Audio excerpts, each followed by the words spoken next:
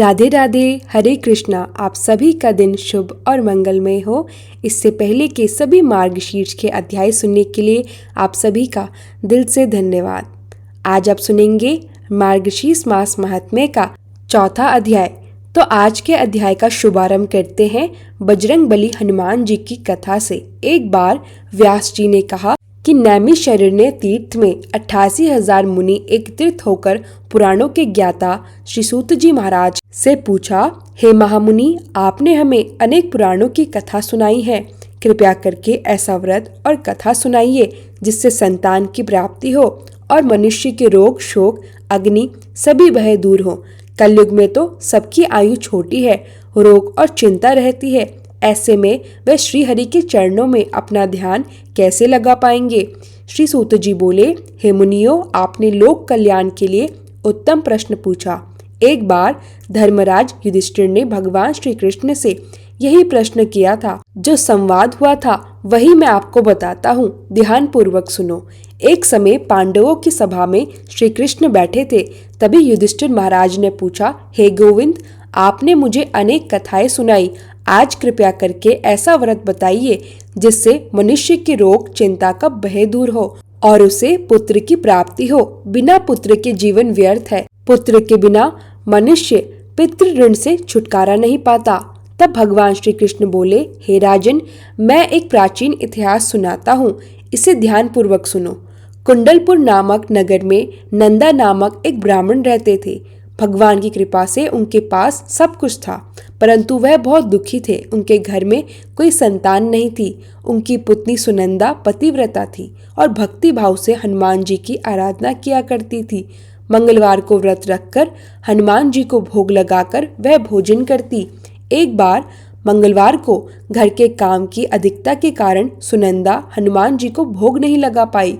उस पर वे बहुत दुखी हुई, कुछ भी नहीं खाया और प्रतिज्ञा की अगले मंगलवार तक वह अन्न जल ग्रहण नहीं करेगी। अगले मंगलवार को ही हनुमान जी को भोग देकर वह भोजन ग्रहण करेगी। 6 दिन ऐसे ही गुजर गए। अगले मंगलवार प्रातः सुनंदा मूर्छित होकर गिर पड़ी।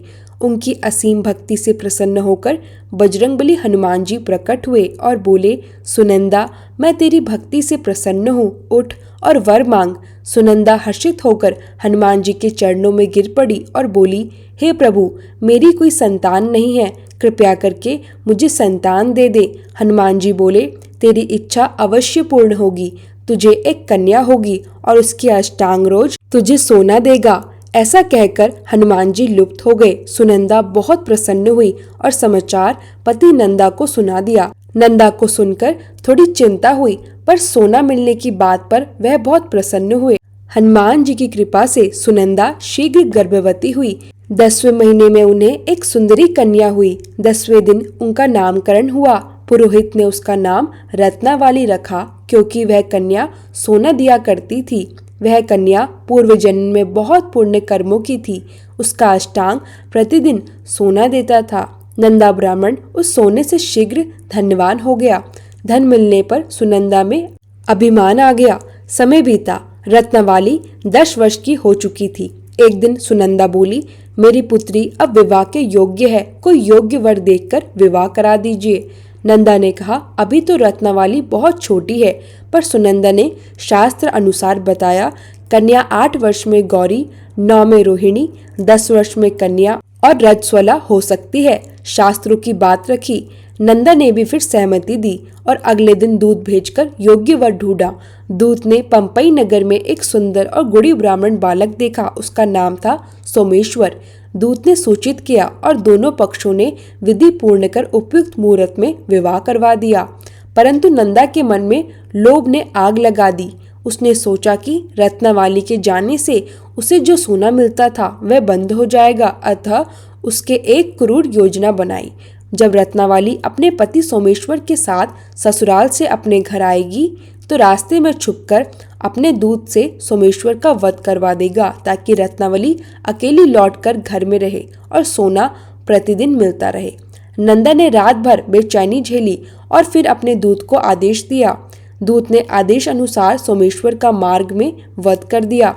समाचार पाकर नंदा उस स्थान पर पहुंचा और रोते हुए अपनी पुत्री से कहा, हे पुत्री, मार्ग में लुटेरों ने तेरे पति का वध कर दिया है। अब तू घर आकर यहीं रहकर अपनी बाकी जिंदगी बिताना। समाचार सुन रत्नावली अत्यंत दुखी हुई। वह बोली, पिताजी, जिस स्त्री का पति नहीं है उसका जीना व्यर्थ है। मैं अपने पति के साथ ही शरीर जला दूंगी। सती होकर मैं अपने जन्म को माता पिता और सास ससुर के यश के नाम कर दूंगी। नंदा ने यह सुनकर सोचा, मैंने बड़ा पाप कर लिया। अब दोनों तरफ पाप और मृत्यु का भय है। सोमेश्वर की चिंता बनाई गई। रत्नावली ने अपने पति की चिंता पर बैठकर सती होने की इच्छा व्यक्त की। जैसे ही चिता को आग लगी, उसी समय मंगलदेव प्रकट हुए और बोले, हे रत्नावली, मैं तेरी पति भक्ति से प्रसन्न हूँ, वर मांग। रत्नावली ने विनती की, हे ग्रहों के स्वामी, यदि आप मुझ पर प्रसन्न है तो मेरी यही कामना स्वीकार कीजिए। जो भी मनुष्य मंगलवार के दिन प्रातः लाल पुष्प और लाल चंदन से आपकी पूजा करेगा, उसे रोग व्याधि नहीं होगी, स्वजनों का वियोग न होगा, सर्प, अग्नि और शत्रुओं का भय नहीं होगा, और जो स्त्री मंगलवार का व्रत करे वह भी विधवा नहीं होगी। मंगलदेव ने कहा, तथास्तु। साथ ही सोमेश्वर को भी जीवन दान मिल गया। सोमेश्वर जीवित हो उठे। रत्नावली ने अपने पति को पुनः प्राप्त कर लिया और मंगलदेव का व्रत नियम पूर्वक करके मंगलवार के व्रत से सुख ऐश्वर्य भोगते हुए अपने पिता के साथ अंत में स्वर्गलोक को प्राप्त हुई। अब बोलिए पवन सुत हनुमान की जय। अब सुनिए मार्गशीर्ष मास महात्म्य का चौथा अध्याय। राजा सूय ने कहा, हे प्रभु, आज मेरा जन्म सफल हुआ, मेरा जीवन सार्थक हुआ। आपके कारण मेरे लिए वरदान बन गया। समस्त मंगलों का भी मंगल करने वाली हरि भक्त परम दुर्लभ है। हे विप्र, वेदों में बताई 5 प्रकार की भक्ति भी इसके समान नहीं है। महामुनि, परमात्मा श्री कृष्ण के लिए मेरी जो भी भक्ति संभव हो वही उपाय बताइए, क्योंकि ये भक्ति हम सबके लिए भी दुर्लभ है। केवल तीर्थ जल तीर्थ नहीं है, मिट्टी पत्थर की मूर्ति ही देवता नहीं है। श्री कृष्ण भक्त ही मुख्य तीर्थ और देवता है। जल में तीर्थ और मिट्टी पत्थर के देवता दीर्घकाल में उपासक को पवित्र करते हैं, परंतु श्री कृष्ण भक्त का दर्शन मात्र से भी साक्षात पवित्र मिलता है। हे विप्रवर, आप वैष्णव हैं, ब्राह्मणों में श्रेष्ठ और महान ज्ञान के सागर हैं। मुनि, आप जैसे शिव शिष्य महात्मा को पाकर मैं किसी दूसरे शरण को ढूंढूं? महामुनि, आपके श्राप से मैं इस समय गलित कुष्ठ रोगी हुआ हूँ, पवित्र हूँ और तप के अधिकार से वंचित हूँ। ऐसी दशा में मैं कैसे तपस्या करूँ? सूपा बोली, राजन, सनातनी विष्णु माया हरि भक्ति प्रदान करने वाली है। माया जिन लोगों को मोहित करती है उन्हें हरि भक्ति नहीं मिलती, वह नश्वर धन देकर ठग लेती है। इसलिए तुम्हें कृष्ण प्रेम में शक्ति और श्री राधा की आराधना करनी चाहिए, जो संपूर्ण संपदा देने वाली है। उनकी कृपा से शीघ्र ही तुम लोग गोलोक पहुंच जाओगे। उनकी बातों से राजा ने अनेक उपदेश ग्रहित किए। ब्राह्मण चरणों का पानी पान करना, ब्राह्मणों की सेवा, इन्हें तीर्थ तुल्य बताया गया। राजा ने ब्राह्मण पूजा की और वर्ष भर भक्ति से रहकर रोग व्याधि से मुक्त हो गया। कश्यप कुल के मुनि श्रेष्ठ सूत आए और उन्होंने श्री राधा की पूजा विधि, स्तोत्र, कवच और ध्यान का उपदेश दिया। राजा ने यह बात स्वीकार कर लिया और श्री राधा का जप और ध्यान करने लगा। राजा सूय ने कठिन तपस्या की, शत दिव्य वर्षों तक राधा के मंत्र का जप किया। तब देवयान परिरथ में विराजित श्री राधा का दर्शन हुआ। उनके दर्शन मात्र से ही राजा के सारे पाप ताप दूर हो गए और वे दिव्य रूप धारण कर गोलोक चले गए। देवी श्री राधा ने उन्हें श्री कृष्ण के वक्ष स्थल में मिलवाया।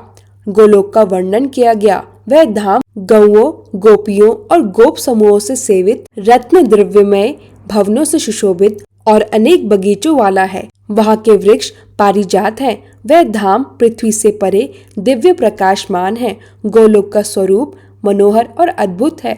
वहाँ श्री कृष्ण रथ सिंहासन पर विराजमान है। पीताम्बर धारण किए, मुरली लिए मनोहर रूप में दिखाई देते हैं।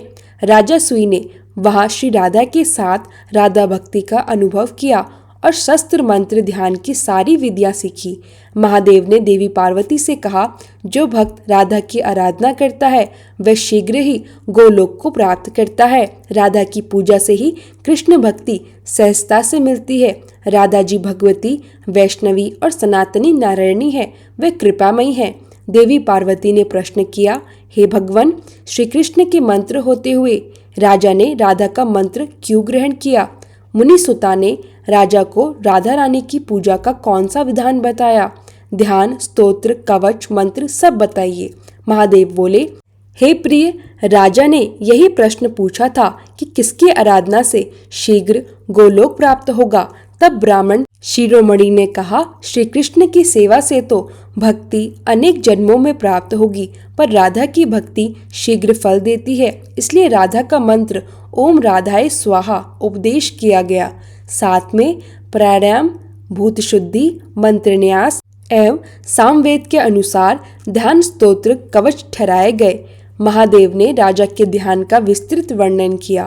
राधा की अंकांति श्वेत चंपा तुल्य है। उनके मुख की शोभा चंद्रमासी, नेत्र कमल सम, होठ अनार लाल, वस्त्र चिन्मय और रत्न भूषणों से विभूषित। उनका मस्तक उद्दत और सुगंधित, पैरों में मंजीर और रत्न मंजरी। हर भक्ति साधक पर उनकी करुणा रहती है। राधा की पूजा का 16 उपचार का विधान बताया गया। आसन, वसन, पाद, गंध, अनुलेखन, धूप, दीप, पुष्प, स्नान, रत्नभूषण, नैग्व, सुशासित तांबूल, मधुपर्क, शैया आदि। इनको मंत्र उच्चारण के साथ भक्ति से अर्पित करना चाहिए। हर उपचार करते समय विशेष मंत्र प्रार्थना भी बतलाई गई, जैसे वस्त्र अर्पण करते समय विशिष्ट वचन, पाद जल अर्पण करते समय वचन, अर्घ्य देते समय वचन आदि, ताकि पूजा पूर्ण विधि से संपन्न हो। राजा ने राधा के लिए 3 बार पुष्प अंजलि दी और देवी की 8 नाखियों का भी यत्न पूर्वक पूजन कराया। पूर्व दिशा में मालावती, अग्निकोण में माधवी, दक्षिण में रत्नमाला, नेत्र में सुशीला, पश्चिम में शशिकला, व्याय में पारिजिता, उत्तर में पद्मावती और ईशान कोण में सुंदरी। इन 8 को भी प्रसाद से पूजिए। फिर सामवेदोक्त रीति से परिहार स्तुति का पाठ किया। अब आइए हम सभी साथ मिलकर श्री राधा की स्तुति करें। हे राधा रानी, आप देवी हो, जगत जननी, सनातनी, विष्णु माया, श्री कृष्ण के प्राणों की अधिष्ठात्री और अति प्रिय हो। आपकी कृपा से हमें कृष्ण भक्ति और कृष्ण दान मिले। आप हमें श्री कृष्ण की भक्ति का दास बनाइए। ऐसा परिहार और स्तुति करके राधा का कवच पाठ किया जाता है। यह प्राचीन शुभ स्तोत्र श्री हरि की भक्ति और दास प्रदान करने वाला है। जो रोज श्री राधा की पूजा करता है वह भारत में श्री हरि के समान पवित्र हो जाता है और अंत में गोलोक धाम को प्राप्त होता है। हे पार्वती, यदि कोई प्रतिवर्ष कार्तिक पूर्णिमा को इसी क्रम से श्री राधा की पूजा अर्चना करता है तो उसे राजसूय यज्ञ के फल की प्राप्ति होती है। वह उत्तम ऐश्वर्य से संपन्न और पुण्यवान बनता है तथा अंत में सभी पापों से विमुक्त होकर श्री राधा के धाम को प्राप्त होता है। पुराणों में वर्णित है कि पहले राधा का नाम लेकर फिर श्री कृष्ण का उच्चारण करना उत्तम माना गया, जैसे राधे कृष्णा या राधा माधव। विपरीत उच्चारण करने से दोष माना गया है। जो लोग राधा की निंदा करते हैं उन्हें काल के अनुसार दंड भुगतना पड़ता है।